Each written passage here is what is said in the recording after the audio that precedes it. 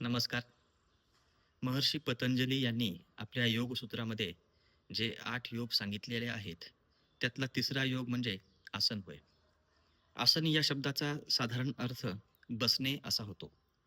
परंतु कसल्याही प्रकारे बसणे म्हणजे आसन होत नाही.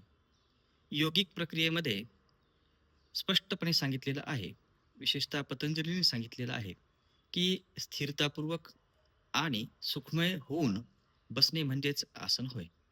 आता हे स्थिरतापूर्वक आणि सुखमय का बसायचं आहे?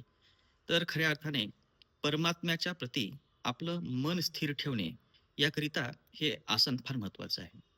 याशिवाय आपल्या मनामध्ये ज्या काही द्वंद्वात्मक बाबी निर्माण होतात, त्या सर्वांना स्थिर करण्यासाठी सुद्धा हे आसन फार महत्त्वाचं आहे.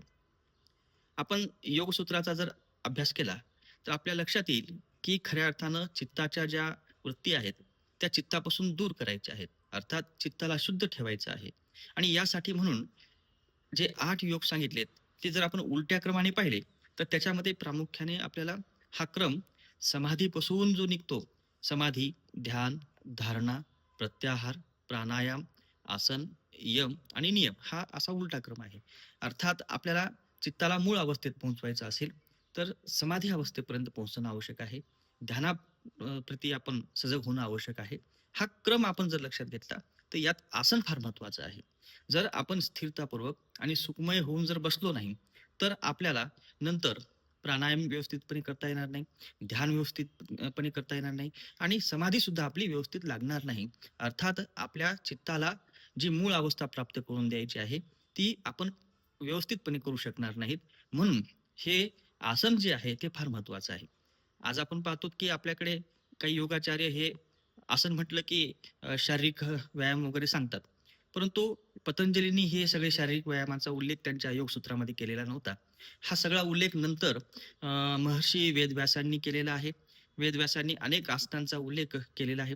त्याच्यानंतर विज्ञान भिक्षू नावाचे एक आचार्य होऊन गेले. त्यांनीही वेगवेगळ्या प्रकारचे आसन सांगितलेले आहेत. आपण पाहतो की पद्मासन आहे, वज्रासन आहे, वीरभद्रासन आहे, मत्स्यासन आहे, उष्ट्रासन आहे.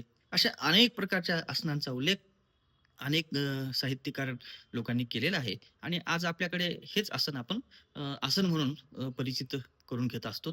तर आसनांच्या संदर्भात जर मूळ अर्थ सांगायचं झालं, तर चित्ताला त्याच्या मूळ अवस्थेत पोहोचविण्याकरिता, परमात्म्याचे ज्ञान करून घेण्याकरिता स्थिरतापूर्वक आणि सुखमय होऊन बसणे म्हणजेच काय आहे? तर आसन आहे. नमस्कार.